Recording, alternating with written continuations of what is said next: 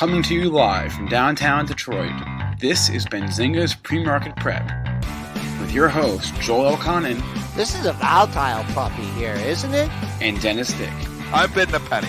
I will buy the stock for a penny. With everything you need to start your trading day.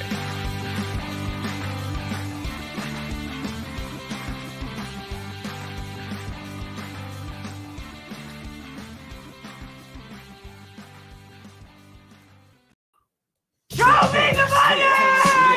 That's what we're saying today, everyone. Show me the money. Welcome to this Thursday edition of Benzinga's Pre-Market Prep. Spencer Israel, Joel Elconin, Dennis Dick with you this morning. Joel, I'm using your headset now. It's way more comfortable. I don't know why I never used it before. We got a lot to discuss. A lot of movers, a lot of news, but we don't really care about any of that. We care about one thing this morning and one thing, or maybe two things, GameStop and AMC, and maybe KOSS while we're at it.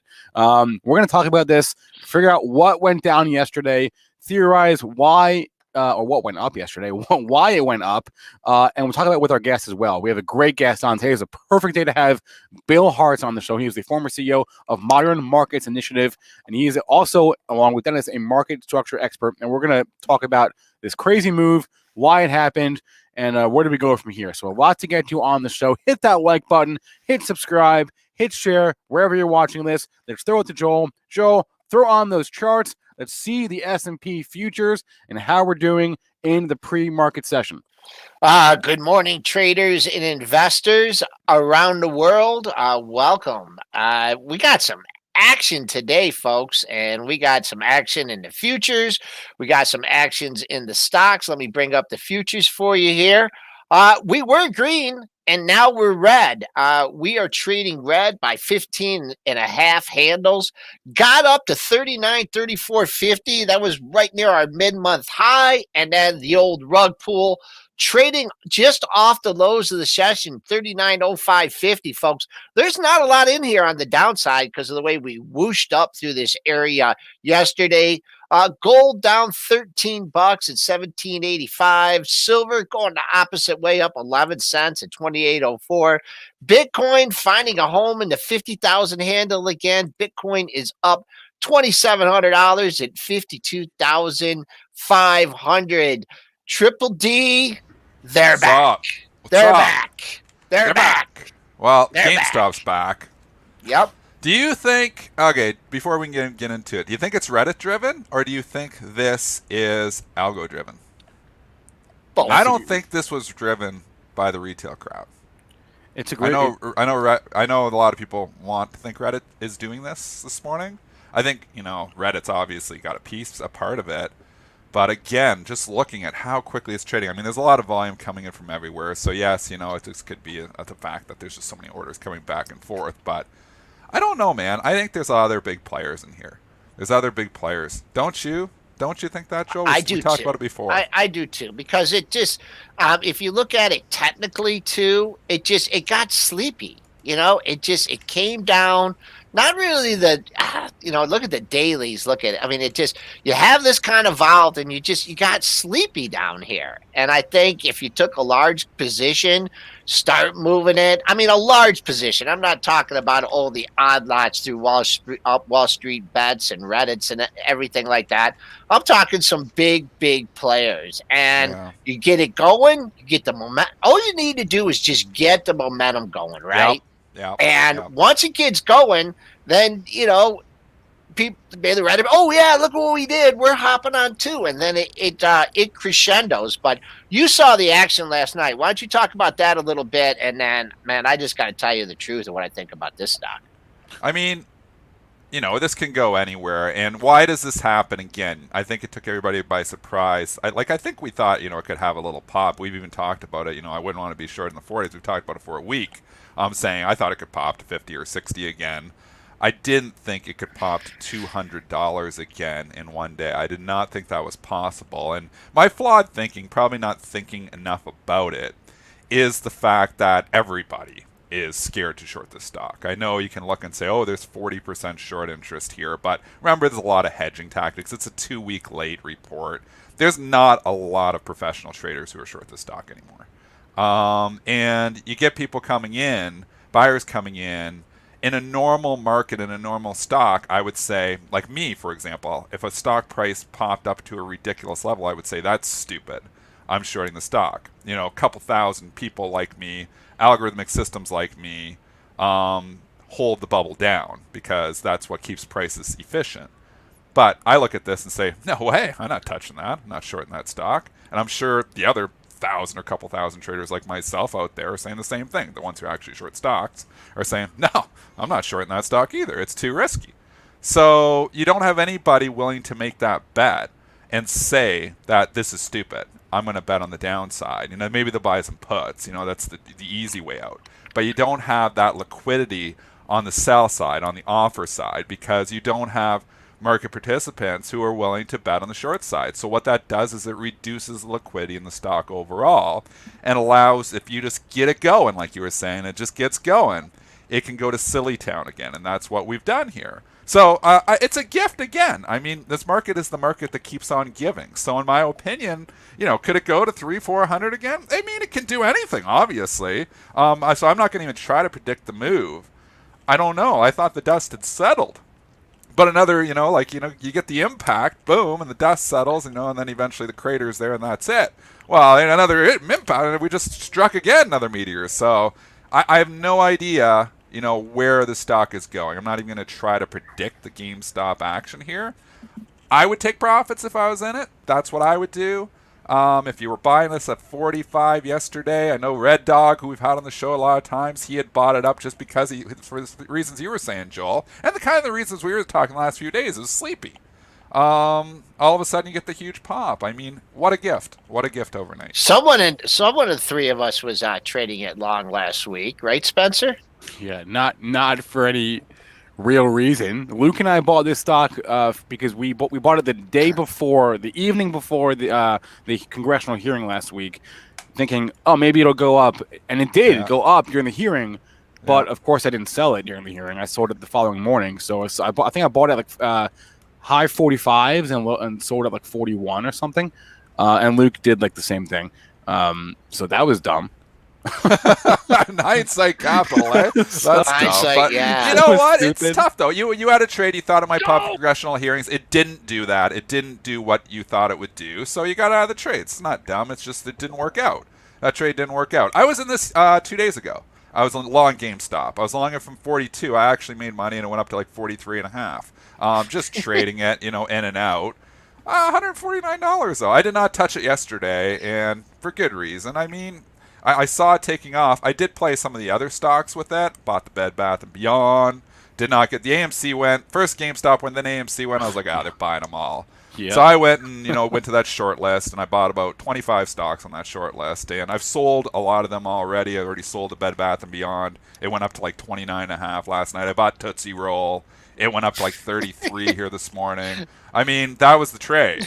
So you missed that. So you go to that short list and you buy those stocks. Is that over now?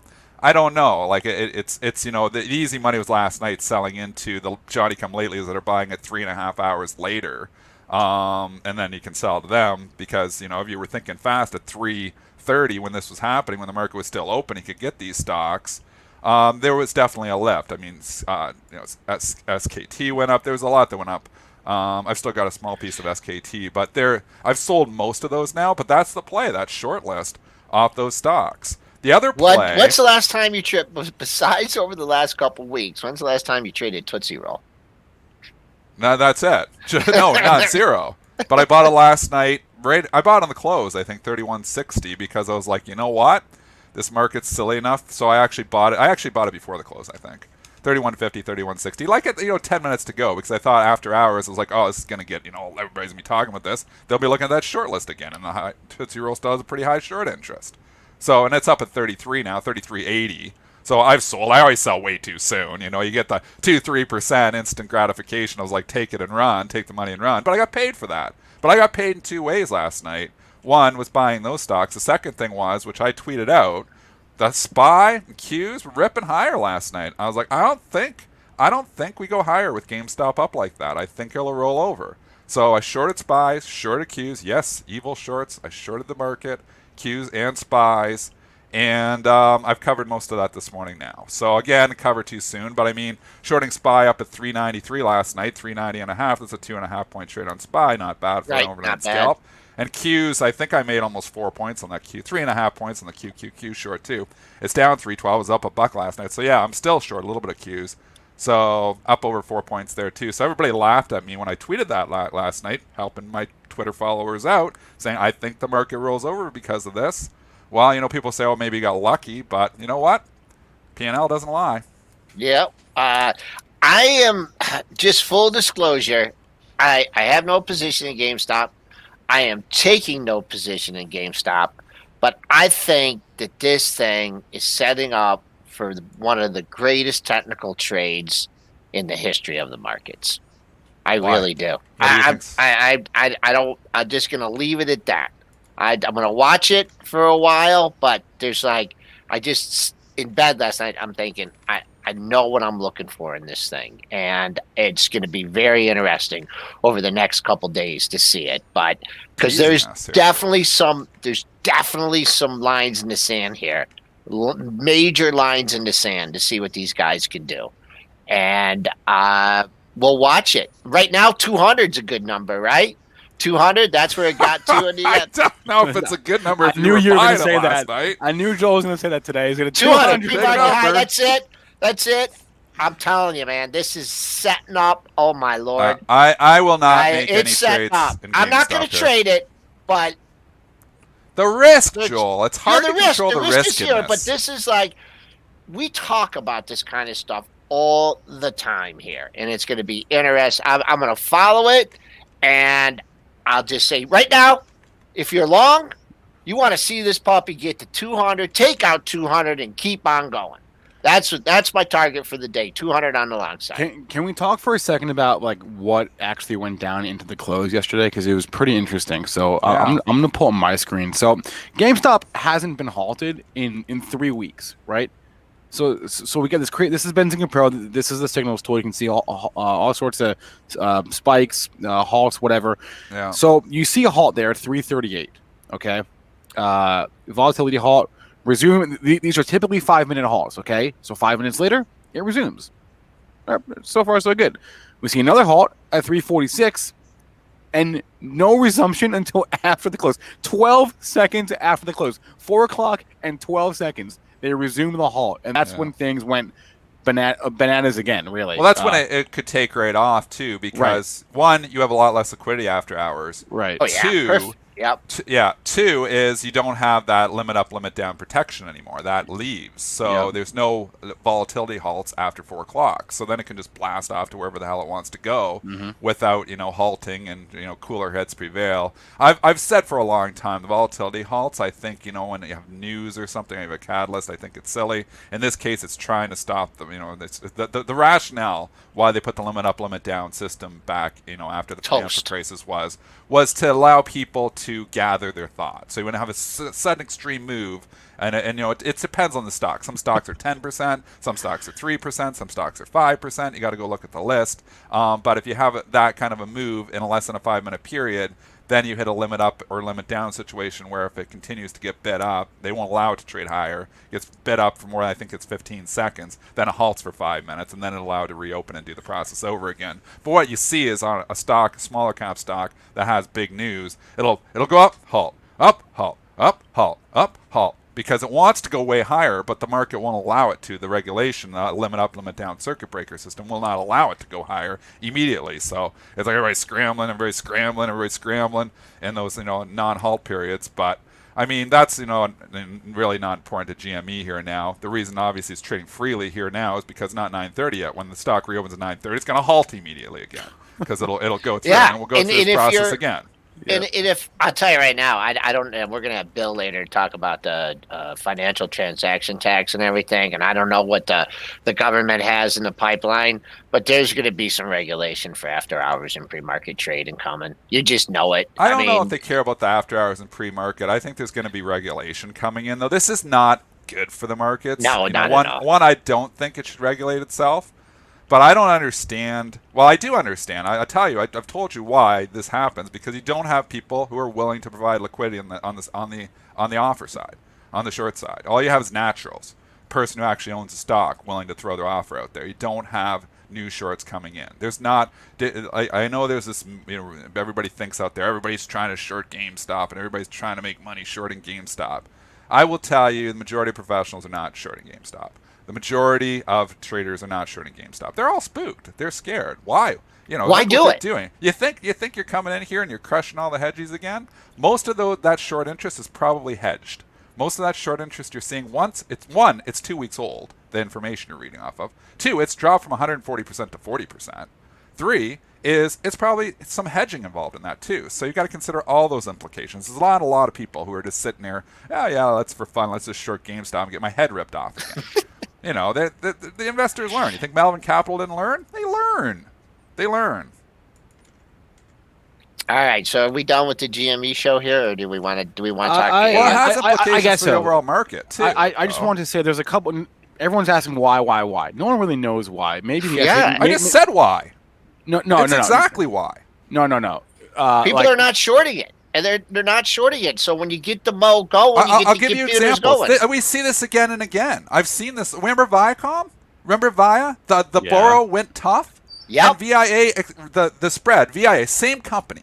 VIA, VIAB. You can bring them up here because the symbols are now VIAC and VIACA. Same company. The stocks are 50 cents apart. One has voting rights, one doesn't have voting rights. The only fundamental difference between the companies. The borrow went tough on the one side, and then they had to be some buy-ins going on, and the spread, like I don't know what that was, about 5 years ago, jacked out 20 points.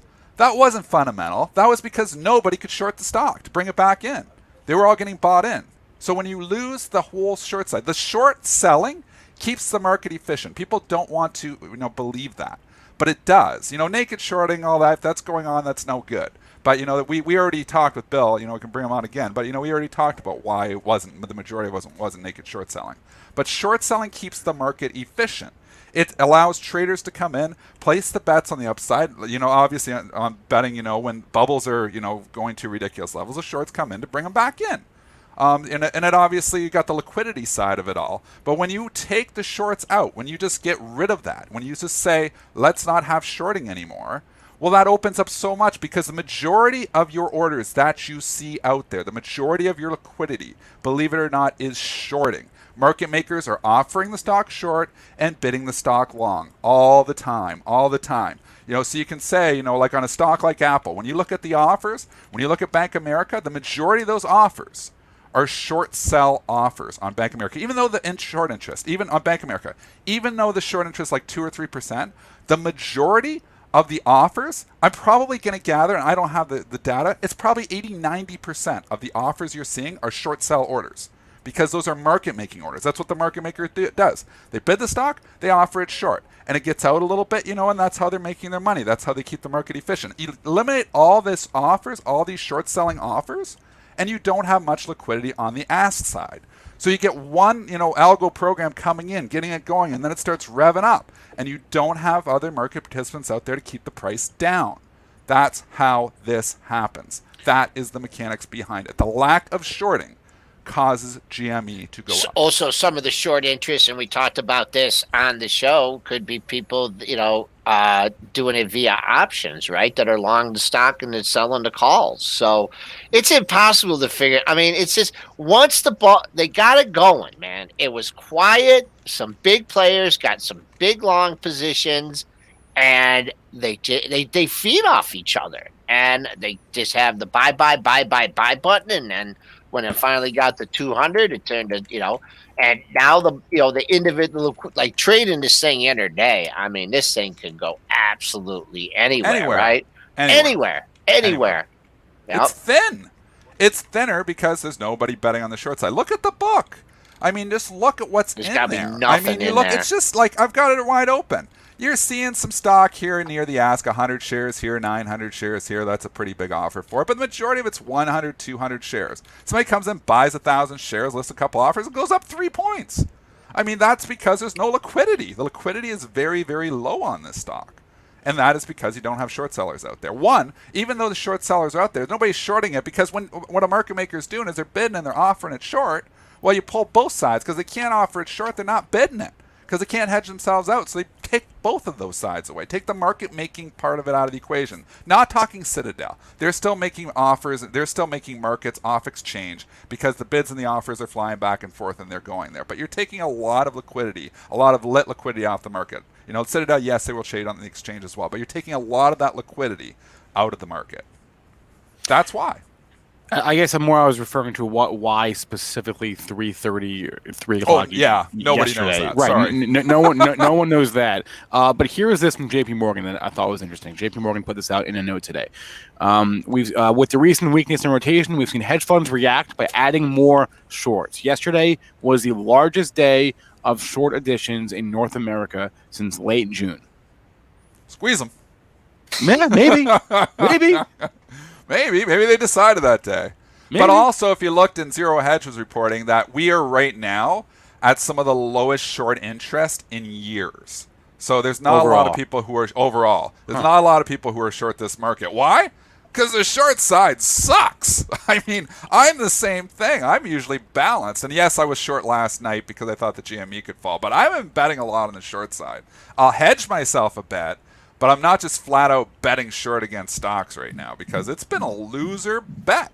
It's been losing money a lot. So, I've changed a lot of my strategies to adapt to the environment. And a lot of that is just revolving around buying the dip. It's like brainless trading, but it's the thing that's been working. Sometimes brainless trading is the best strategies. And right now, just flat out buying the dip on stocks has been working to a certain extent. And let's not forget, for the people for the hedge funds or whoever that has like long-term shorting strategies, it's been a rough 10 years for them. Oh, horrible! Right. It's hard to make money on the short side. If you're going at more than a day or two, and if you have a conviction in this stock is overvalued, and you're going to short it for a year. It's hard to make. Man. It's hard to make money doing that right now. Yeah, it's been hard to do that. Tough gig. It's been tough to be on the short side. Yeah.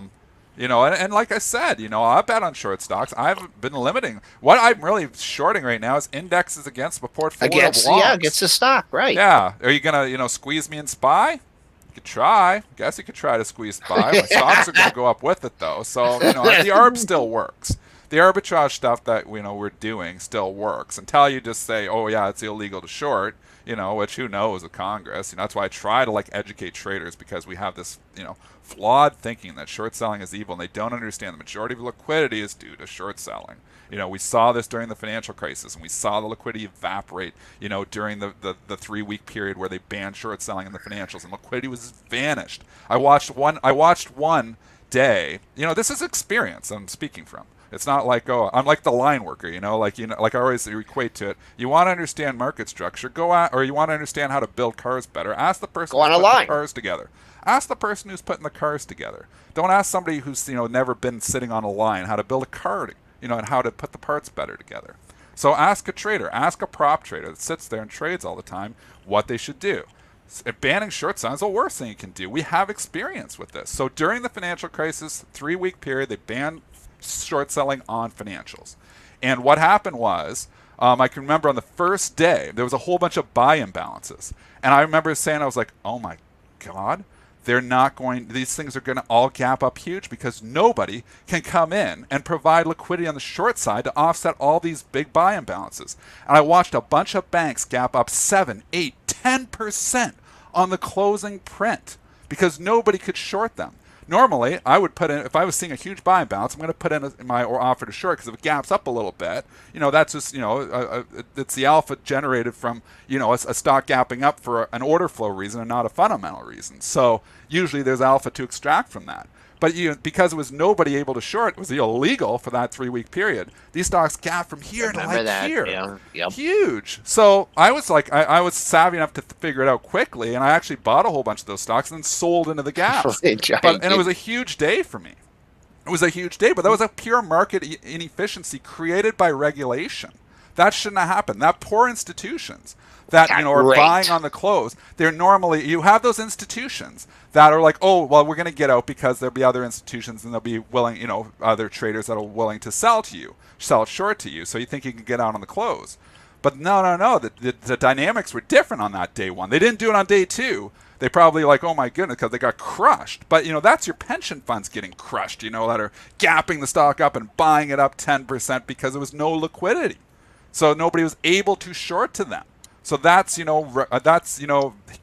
the bottom line of a lot of, pension funds, institutional money. Think about all that, when you have that institutional flow jumping in, they're buying a stock 5-10% higher than they should because there was no shorts allowed in the market. The shorts provide the liquidity to allow the institutions to get in and out. Didn't DuPont have a couple days in a row, just have some ridiculous buying balances? Yeah, a few weeks ago. Yeah, that was when they were doing the spinoff too. I think. Oh boy, they got toasted on that. Yeah, they did. Yeah, not do good and it was working well too. Just shorting into that, and the stock would come back in. So typically, you see a huge buy and bounce, stock gaps up, and you have players, prop traders. You have other institutions too that'll short into that.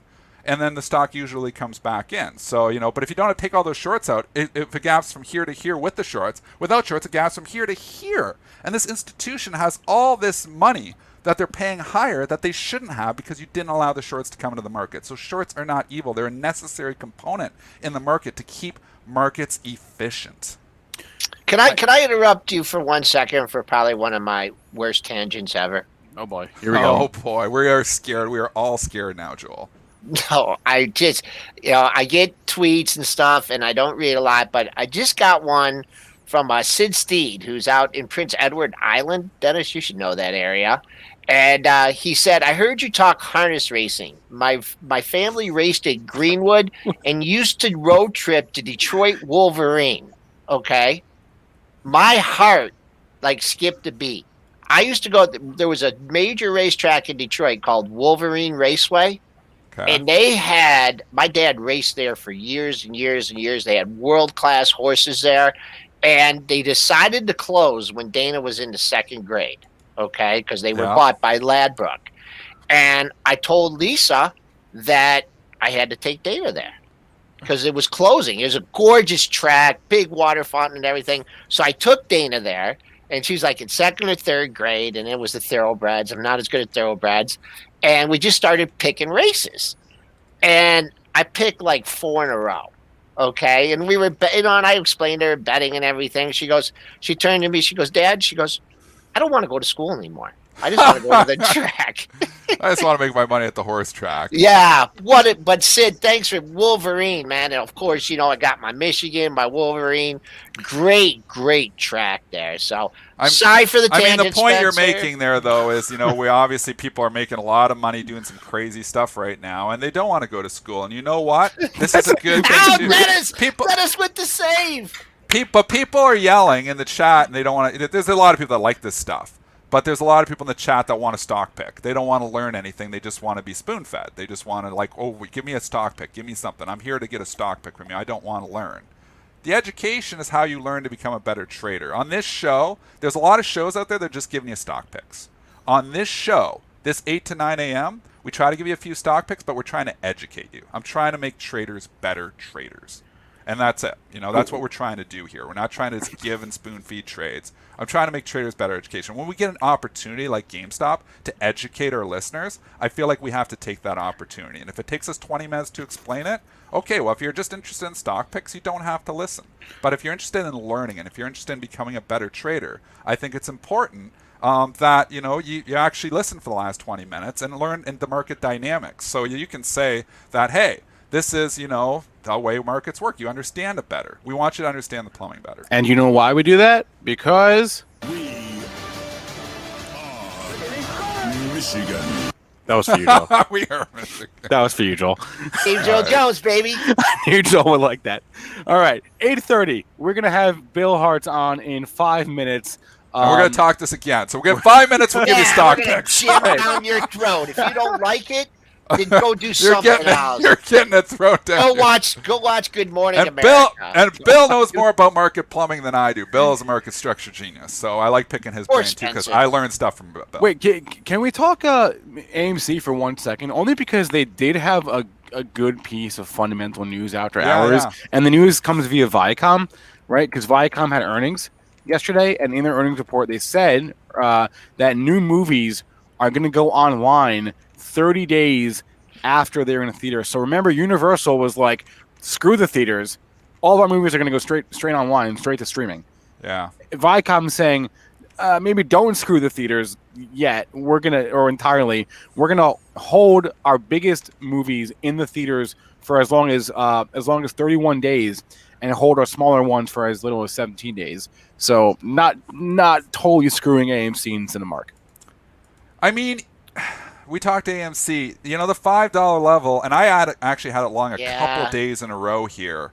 I did not get the move. It always seems the way I don't get the big move. But man, there was an opportunity really, just because it had come down, like you said, back to the scene of the crime, consolidate all that time above 5. We know 5 was a huge technical level. It's also a level because it's where in a lot of brokerage houses the stock becomes marginable or not. So if they keep it above 5, it's marginable. Falls below 5, Huge it's level. marginable too. So huge level. I mean, just thinking about all that, the dynamics and stuff, it was a huge level. Some guys and gals in the afternoon chat picked up on it because they had me look at it in the afternoon show, and I'm like, well, if, like, was a it dummy, moving yet in the afternoon show? No. I'm moving. just talking of these last couple days. I'm like, ago. oh well, it came back to the scene of the crime. If you want to strike now, maybe strike. Yeah. And like a dummy, I didn't do it. I didn't do it either. No. But look at that. That's why another thing, too. I know you guys want consolidation. Everyone's looking at the super highs and the super lows, but it's those consolidation periods. And then the move out of the consolidation, at least when you have that, okay, well, there was a consolidation period. You broke out of the top. Well, so that could be like your lowest risk trade ever. If it goes up 20 cents and then comes back down through, then it was a false one. And then you can try it again. And you can try it again. So consolidations are really important. Don't worry about the big wicks and whatever, dojis and whatever they call those stuff. Pay attention to your consolidation. I completely agree. That's, page 10 or it should be page 1 of our, if we you were should keep track of analysis these. book. I know. Somebody's going to write our book, I'm telling you, because of all the stuff we put on the show. But, anyways, let's go on. Let's do a couple more stock picks. Yeah, let's go on. Let's get some more likes. We got 350 likes is not enough. Hit the like button for some free education, and you get it in your pajamas. It's all, and I mean, Dennis is in his pajamas too. So we're all in our pajamas here. He's always in his pajamas. All right, let's do a couple more stocks. I don't even know where to go. Actually, I'll be honest with you. Give us some tickers. Fly them. I mean, we know if you want to do the short squeeze ones, we're not going to go into the details, but like Express, all the stocks. You can go and look in your up filter, and you can see all the stocks with the high. Yeah, so BlackBerry, KOSS. BlackBerry's one of those. Yeah, KOSS. Cost really run. Yeah. Holy, it's up 85%. KOSS, huge. Yeah. So the big ones, COS, AMC, Bed and Bath. GME. Those are the big 3. Bed Bath a little bit. BlackBerry a little bit. Yeah. Right? But BlackBerry's just because it's a Reddit stock. It's not necessarily short interest there. It's just a Reddit stock. Holy cow, you guys go fast with these tickers. You should do the NVIDIA earnings. We should do the NVIDIA earnings. Yeah, let's do that. That's a good idea. Let's go to NVIDIA. Good call. EPS last night was good, or last quarter was good. $3.10 versus a $2.81 estimate. Sales also beat $5 billion versus $4.8 billion. Q1 sales guidance $5.3 billion was above the $4.5 billion estimate. So to recap, they beat on their earnings, they beat on their sales, and they gave strong, better than expected Q1 sales guidance. They're down. They had it up for a long time. I don't know if they said something on the conference call, but it was trading up around 590 to 600 for like an hour after the earnings release. And then I'm assuming it was during the call. I don't know if they said something, but they pulled the rug out from under and they pulled it quickly. It tanked from like 595 to like 565 in a heartbeat. And that's when I went short the Qs. Because Qs are actually, because NASDAQ futures were closed during that time, and Qs are sitting up and they're still bid up like 50 cents. I was like, are you kidding me? NVIDIA just went red. You bought the Qs up because NVIDIA ripped it, and they were ripping higher. Now NVIDIA tanks and you don't sell the Qs, you gotta sell the Qs. And that's, was a big reason why I went short the Qs, made some money here and covered it this morning. But it was just late. It was like responded so slow. Relationship trading. NASDAQ futures were closed too, so it helped so much. So with NASDAQ futures closed, then they closed from 5 to 6. Then obviously, Then you don't have the arbitrage futures versus the Qs traders there and repricing it, so the Qs respond a little slower. So, anyways, it was whoever is bidding up there is just uninformed. Durable much. goods up 1.4%. Durable goods. Well, what about GDP? How's our GDP doing? Fine. GDP is okay. Good. GDP, for Q4 GDP 4.1% was in line with the estimate, so we're fine. Everything's good. Getting a little pop. Pre-market low 0450. Don't have much there. Currently trading 0975. All right, let's bring on our guest. It is 8:35. Bill Harts, as I said at the top of the show, he is the former CEO of Modern Markets Initiative. It's a good day to have him on, too. Bill, good morning. How are we doing this morning? Morning, guys. Thanks for having me on again. It's always fun. Always chaos is what it is over here. All right. We wanted to have you on to talk about the implications of the financial transaction tax. But before we get there, what was your reaction to this, the continuation of the madness last night, this morning? The GameStop. You know, I have to agree with Dennis. I think, I've been calling it the lack of a short squeeze. There were no shorts left to squeeze.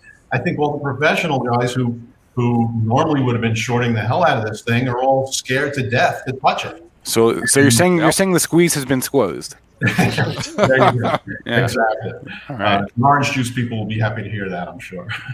But that reduces the liquidity so much that you just get a little bit of buying volume, and it can have extreme moves because there's nobody willing to bet on the other side. Yeah, people forget that a really beneficial function that short sellers provide is that when things get too crazy, when things get too out of line, they step in and sell. And I think that's what you're missing in this case. And who knows where the top could be on it.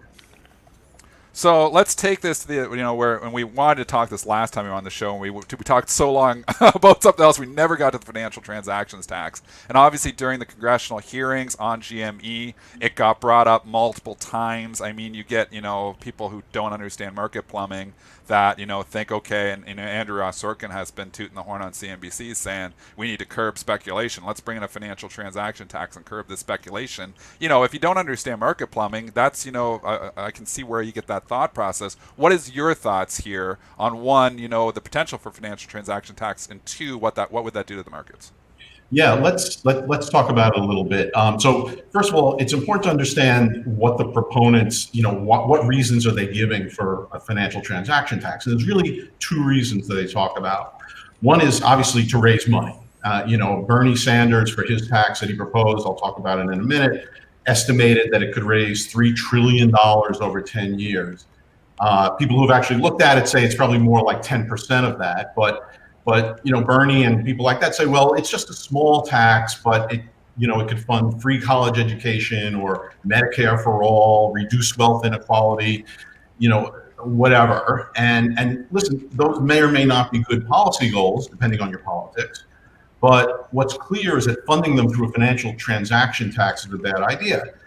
The second thing that they talk about, and the reasons for it, is and this is more interesting, especially in terms of what's happening with GameStop, it's to stop or slow down excess trading by making it less profitable.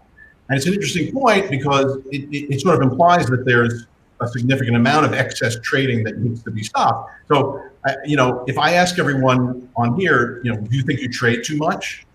Do you trade so much that you need a tax to save you from yourself? I think most people would say no. But there's a group of professors who they're at UMass and Yale mostly, and they've concluded that most people and institutions do trade too much, and that a tax would be beneficial by stopping it. So the original target of the financial transaction tax, this is going back 6, 7, 8 years now, was high frequency trading.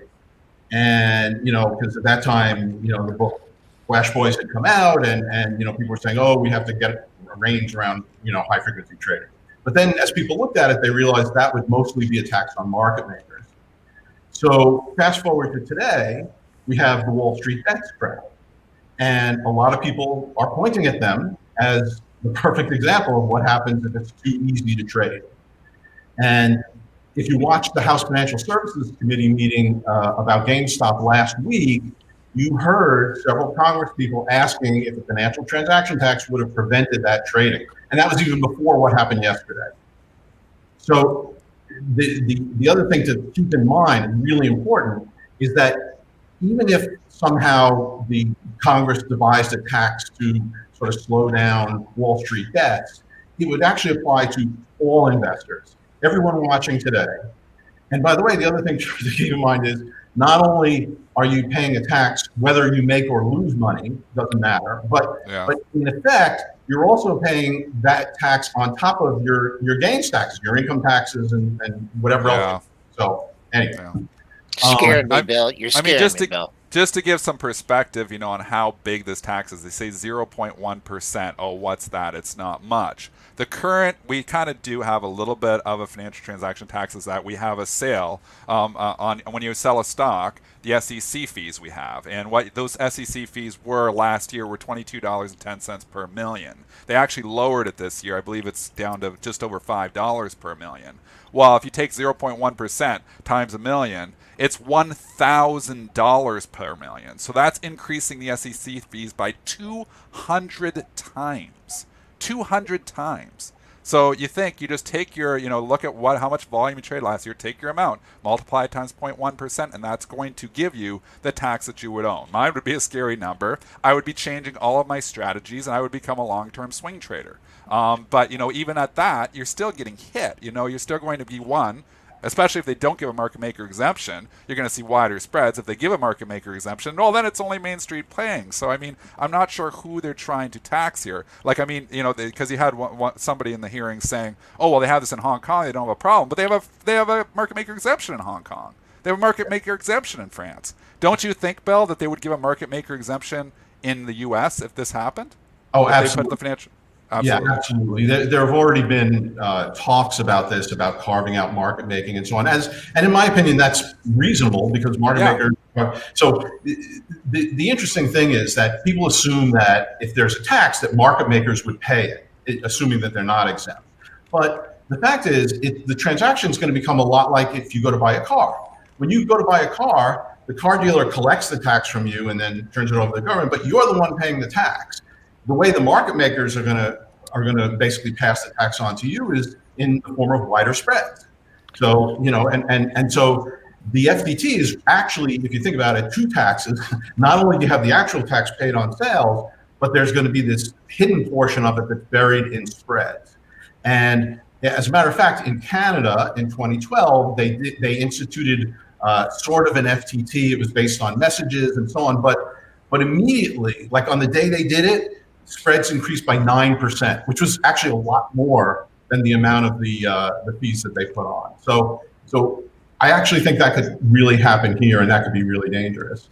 What do you think the chances are that something like this gets put through? Do you think this is it's obviously been proposed for a decade? Like you were saying back in Flash Boys days, we were hearing about it. I was hearing about this back in 2009. So we're 12 years later, it still hasn't happened. But now you get, some, obviously with this GameStop stuff, it's going to get brought up again here.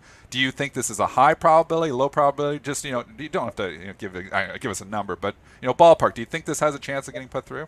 I do. I think it's still going to be a rough slog. But look, until COVID, it probably wasn't going to happen. But now you've got the national debt skyrocketing. You have state and local municipalities are strapped. They're looking for revenue wherever they can. And it's really starting to perk up again. We haven't even talked about this idea that New Jersey and maybe New York would put a tax on transactions processed within their state. And I'm sure everybody here knows that most transactions are processed in New Jersey these days.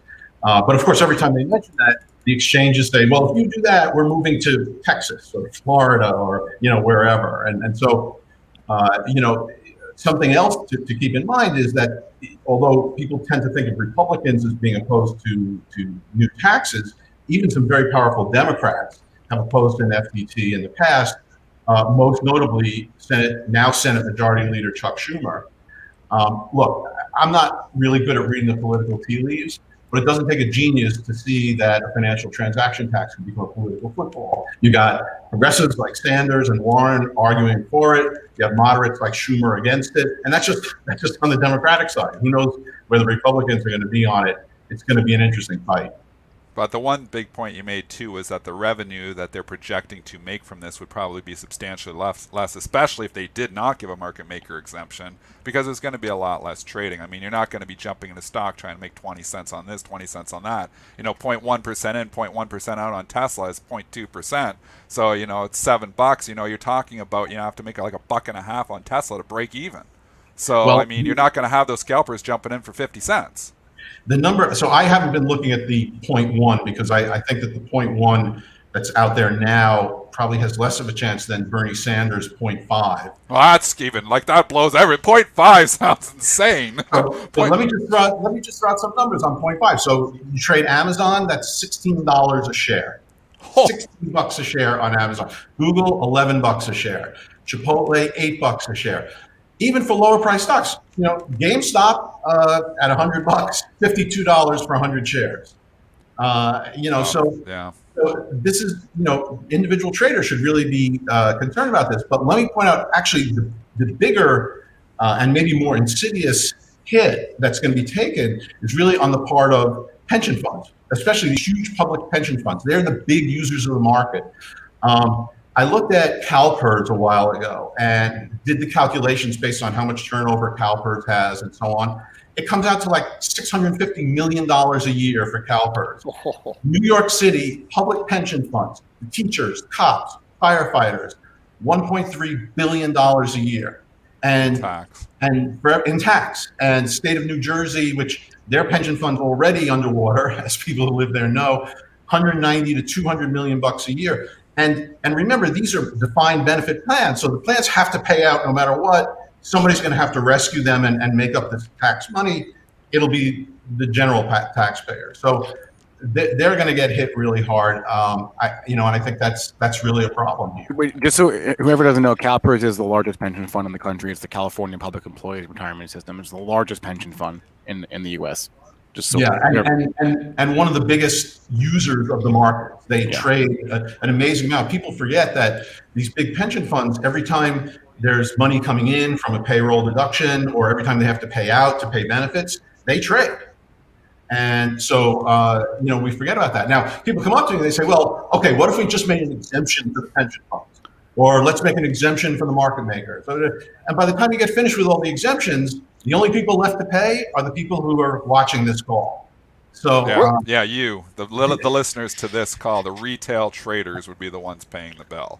I mean, exactly. We worked so hard to get zero commissions. We've worked, for 20 years to bring commissions. Think about back in the 80s and you were paying, $200 to buy and sell your stock. I mean, we've brought this down. Robinhood, we got free commissions. People can trade for free.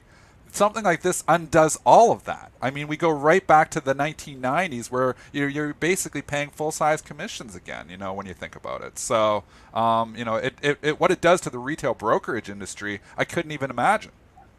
Yeah, it would certainly change the game a lot. And I think for people that are trying to save for retirement, that have an IRA invested in the market, it would really hurt them a lot. Remember, if you're invested in a mutual fund, the mutual fund is going to pay the tax also. So it's really kind of insidious.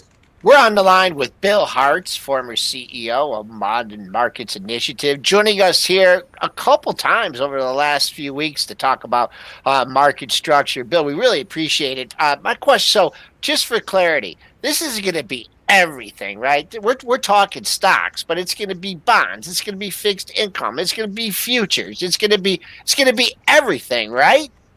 Exactly. And I mean options and exactly. Convertibles, really everything. And it could be a mess. I mean, it's it could generate revenue, but it will be regressive that people will change their behavior, and so less revenue will actually come in from it. Could you imagine, let's say they do it and they pass it and they have some, market maker exemptions or whatever. Could you imagine that first day of trading when it goes, let's say they instituted for, 2022? Can you imagine that? The chaos in the markets? Did any of these regulators look at market structure? Do they have any idea what I think the regulators do. It's just I don't know if the House members do. Yeah, I mean, I meant the House. Yeah, I know what you mean. Yeah, I mean, look, I mean, I'm sure you guys watched that House committee meeting last week. A lot of those Congress people were out for blood. I don't think many of them really understood the way markets work today. But, and some people would say it's grandstanding or whatever. Look, those people are very powerful, and, they want to show people that they're doing something about Wall Street bets or GameStop or Robinhood or whoever the boogeyman is today. And that's the scary thought if you have people making the rules that don't totally understand how the game is played. All right, this has been super insightful. Bill Harts, as Joel said, the former CEO of Modern Markets Initiative, has been joining us. I think he's joined us like 3 or 4 times over the last month to just talk through not just the GameStop fiasco, but implications of that, which very well could be a financial transaction tax. Bill, thanks a lot for your time. We always appreciate it. Thanks again for having me, guys. Take care. Thanks, all right, Bill. Let's do some quick ticker time, and Sure. as we do that, we'll start with TDOC because they had earnings last night. Yep. We take care of that. Okay, TDOC TDOC reported after the close. EPS, they lost 27 cents per share versus a 24-cent per share loss estimate, so they came in below the number there. Sales $383 versus $378 million, so it came in above that number. Q1 sales guidance was in line. Fiscal year sales guidance was also in line. How we doing this morning? I would just say I'd use the same analysis I used on Square yesterday and look at the low of that, when everybody was washing out. Square actually, because Square was trading up at 245 and we thought it could challenge that 232 low. It did yesterday and obviously breached it as well. I would think the same thing for TDOC. I would think it probably challenges the 235 if it hasn't already in the pre-market. And let's see if that can hold. That's the level that it needs to hold. It's a little bit, it's sleepy here. I mean, you had the big move and good level, Dennis, there at 235. That was the low from Tuesday. But you got someone stepping up here. I mean, I don't know if they're trying to cover some puts or whatever, but the pre-market low right now, that's pretty close to it, 236.30. So if it takes that out, that 235 is your 2-day low. After that, the trapdoor opens down to 220. But good call there. The street was leaning the right way into this report. They were selling on Monday. Tuesday, they loved 261. And so leading the right way. But, folks, huge run, 150 to 300 from July. So 2.25, that's about halfway back, too. So coming into some potential support, down 15.57. SPOOs are rallying back. They like the durable goods and GDP, only down 8.25 on the session. It's going to depend if GameStop, I'm going to say use the GameStop indicator again on the SPY. Once we open, does GameStop start going straight down? Because if it does, that will calm the markets to a certain extent. I mean, there's still people who are spooked, and there's still people who are realizing, when we were looking at Ryan Dietrich, this indicator was 7 for 7. Coming in 7 days, GME moves 7 days, SPY went in the opposite direction. So, we're just looking, we only have 7 days of data with extreme moves with GameStop, but it was 7 for 7. Extreme move happening here again. Does GameStop open and tank, or does GameStop open and rally? If it opens and starts ripping up to 200, I think the S&Ps roll over. I believe there's a negative correlation, at least there, when you have extreme GameStop volatility, because they have people spooked that there's hedgies getting smashed on this again. I don't know if that's the case, but the market thinks it, and that's all it has to do is think it, and that's why I think you even saw the SPY sell off overnight. But GameStop significantly off the highs from 200 to 152. What does GameStop do? I would keep it on your screen and use it as an inverse indicator for the SPY, at least at the open. Seen a few people ask about Plug. They had earnings this morning. Plug Power Q4 EPS. They lost $1.12. I'm sorry. Adjusted was a 5-cent loss. Adjusted was a 5-cent loss versus a 1-cent loss estimate. Revenue there's some weird adjustment going on there, but they reaffirmed their gross billings guidance for this year. Tough. I throw something I gotta say nothing because you're low from Your low from 2 days ago is way down at 37.22. I don't think it's going way down to there. If it got down there, you'd probably find buyers at 37.22. I don't think it's fallen another 9 points. I tend to think you're going to find buyers before that, but besides that, there's not much in there, Joel. I know. I guess and I don't know what's going to happen today. I mean, you had some big gaps up and after big move up to 75. I mean, there was back-to-back, gap gap up days here, actually 3, 4 in a row. So you come down, go quickly through an area, come back down. I'll just go a little bit longer term in this one.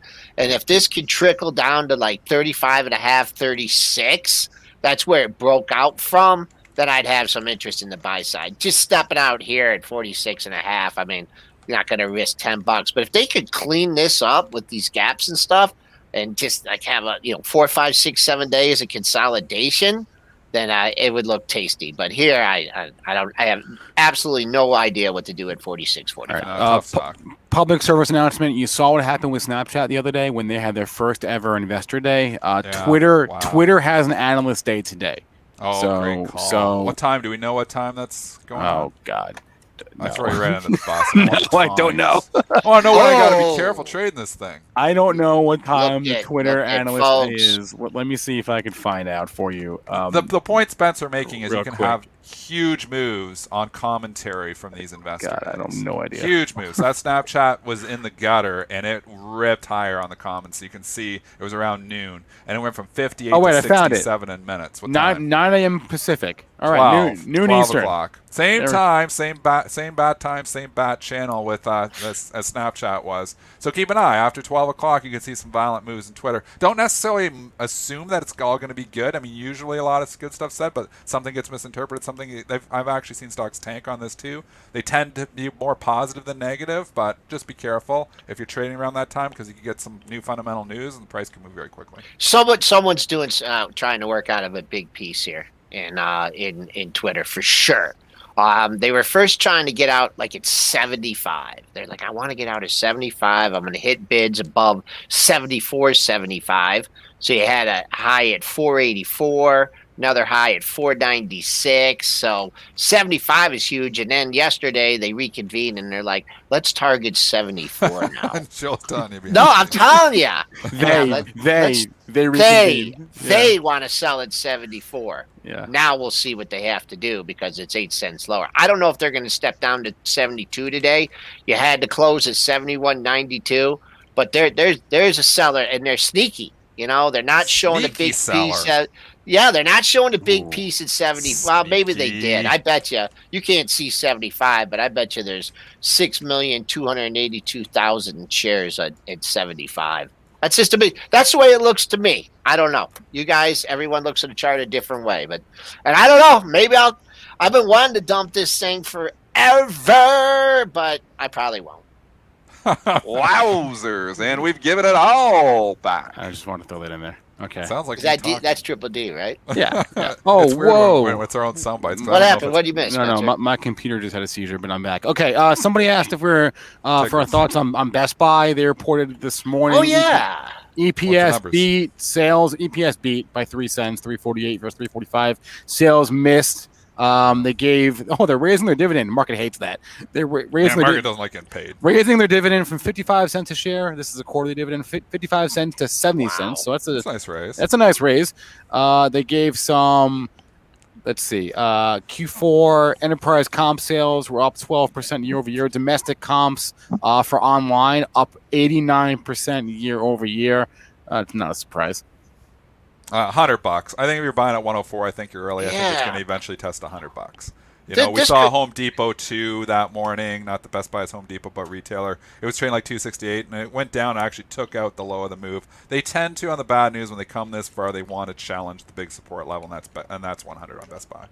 What was the reason? This couldn't have been earnings because was this market related when it fell out of bed on November 23rd? I'll tell you. No, well, that was Black Friday. Don't forget that was around. Yeah, that was right ahead of Black Friday. All I know is that I'm looking at how many days this went down. Wait, Joel, that was earnings. Oh, it was. They reported on the 24th pre-market, so that was okay. Yeah. So I'm just saying, if you think it's stepping in here, they had 1, 2, 3, 4, 5, 6, 7, 8, 9. It didn't bottom for a long time after that. So. Just going on historical precedents, I'll go with you, Triple D. Even 100, it went through it, it tested it several times, but it got smoked off earnings, battled all the way back almost to an all-time high, and now it's getting smoked again. 100's big on the monthlies, too, so I would keep an eye on that one. What else you got? People keep asking about Rocket. They report tonight, guys.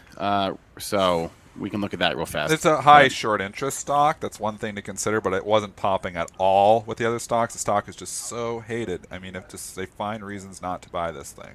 So again, valuation. I always thought, I kind of like the story. It just couldn't rally when the rest of the stocks were, and that's why I sold it back. When it had the big pop from 20 to 25 back at the end of January with the GameStop stuff. So I'm out of it now. The relative strength has been terrible. Does it eventually catch a bid? Maybe this earnings report can do it, but it's hard. It's always find a reason not to rally this stock. All right. Programming note. This is it for Benzinga's live streaming today. Why? We've got the first day of the Benzinga Cannabis Capital Conference. 32 executives from 32 publicly traded cannabis companies are presenting. Here is the list. Names like Canopy Growth, names like Curaleaf, names like Trulieve presenting today and tomorrow. The link is pinned at the top of the chat. It's right there. bzcannabis.com/virtual 2-day conference today and tomorrow. So we're going to be doing pre-market prep in the morning, and then Spencer, can I interrupt you real quick? Yes. I saw a lot of people, not want to hear about the market still. So I'm going to do a 3:30 to 4 show.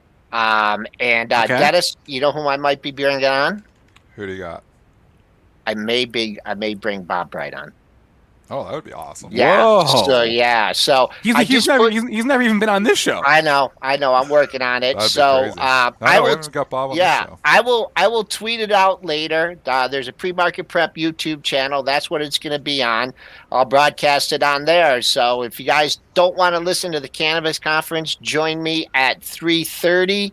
And with the action in this market, it's also with the action at the end of the month coming tomorrow. We got to have a 3:30 to 4 show. So I hope you guys will join me for that. All right, let's get to 1,000 likes before I'm done talking. We're at Holy 1,000! Have we ever had 1,000 likes? I think so. Yeah.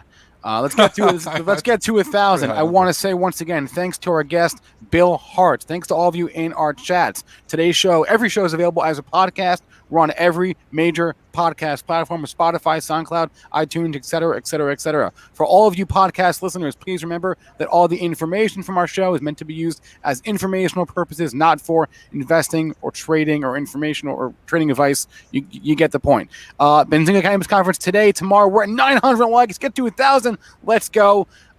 Thanks to Dennis. Thanks to Joel. It's crazy market, crazy show. We'll see y'all with Joel in the afternoon, if not tomorrow morning. And that's going to be a wrap for our show. So everyone have a good rest of your day. Good luck in your trades, and stay safe out there.